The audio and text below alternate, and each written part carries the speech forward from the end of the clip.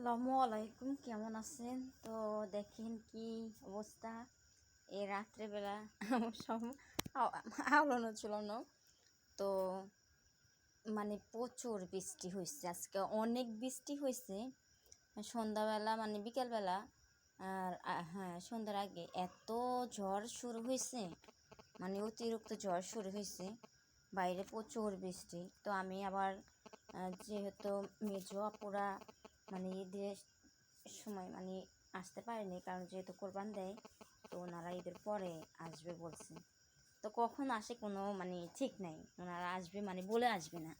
তো এই জন্য আমি মানে টুকটাকি আগে বাজে কিছু করে রাখছি। তো এই যে আলু, তারপরে যে এটা হচ্ছে পেঁয়াজ, তারপরে এখানে মানে হালিম মিক্স আমি আমার ভাইকে বলছি মানে নিয়ে আসার দরকার নেই, তারপরেও নিয়ে আসছে। তো মানে কালা বোনার জন্য মশলা, তারপরে যে পোলাও চাল আছে তারপরেও আনছে। মুগ ডাল নেই, তারপর রসুন আনতে বলছি। তারপর ওনার জন্য আমরা চাল খাই, তবে চিকন, কিন্তু সেটার থেকে আরও বেশি চিকন চাল ওনারা খায়, কারণ ওনারা এই মোটা চাল বলতে কি একবারে চিকন চাল খায়। এটা দুধ, তারপরে চস আছে, তারপরে চস নিয়ে আসছে। তারপর এখানে মানে আরও কিছু আছে, কী কী আনছে দেখি, আর কী আনছে জানি। তো এখানে এই যে এটা হচ্ছে মাছ, আর এখানে হচ্ছে মুরগি, এটা হচ্ছে কক মুরগি আনছে। আর আমি একটা কক মুরগি কিনেছি, তো কেনার পরে ওনার জন্য ওই কক মুরগিটা আগে কিনে রেখেছি।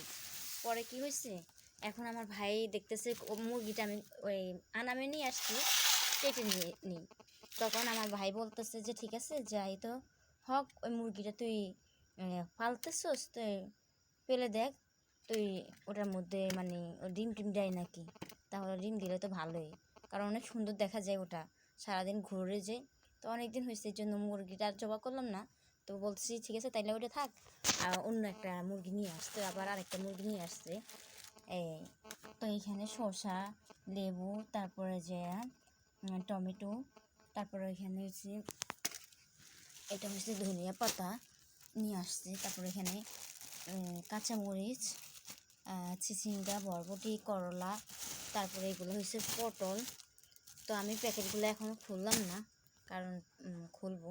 কত বড় একটা মুরগি নিয়ে আসছে, কক মুরগি, কত বড়, অনেক বড়। ওটার চেয়ে মনে হয় এটা বড় বেশি, কারণ ওটা তো মানে এটা বড় বেশি।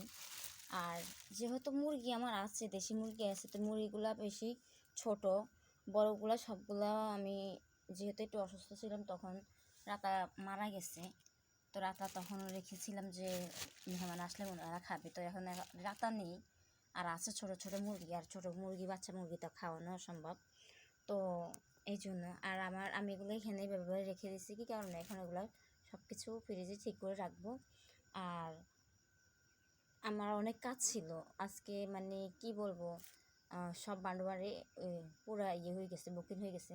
সুপারি ছিলছিলাম, তো এই রুমে পুরা গ্যাদারিং সুপারি। তো আজকে অনেক সুপারি মানে ছিলা হয়েছে, সুপারিগুলোর কালারও একবারে বাজে, যেহেতু চোরের জন্য সুপারি অনেক করতে হয়, তাড়াতাড়ি নামাই নিতে হয়। এই যে সুপারি এগুলো সব এই রুম, মানে এই রুম পুরা গোডাউন, এই রুমে সব সুপারি। এই যে চালের বস্তা টস্তা যেহেতু আসছে, ওনারা সবাই মানে পুরা আগে দিয়ে সব কিছু পাঠিয়ে দিয়েছিল।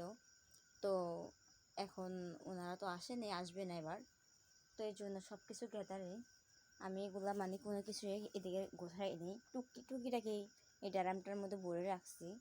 আর এখানে এখনও বাকি ছিল।